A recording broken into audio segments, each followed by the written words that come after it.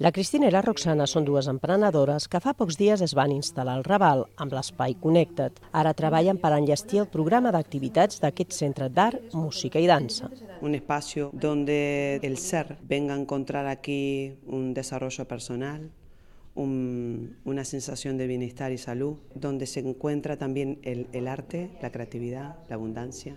Feia temps que volien obrir el negoci, però la manca de recursos econòmics i les traves administratives no li ho havien permès. Qualsevol persona que vulgui obrir o emprendre algun negoci ho té molt difícil. Si no trobem amb el camí aquestes persones que s'han ajudat. I aquestes persones formen part del projecte Mentrestant, que ofereix als emprenedors ajudes de tot tipus: formació, assessorament o oferiment de locals privats a preus assequibles que oscil·len entre els 50 i els 300 euros. Són locals que ja estan rehabilitats, que ja estan en condicions per entrar el primer dia, que no han de posar un aval de 6 mesos, que no han de signar un contracte 5 anys, que poden marxar quan vulguin.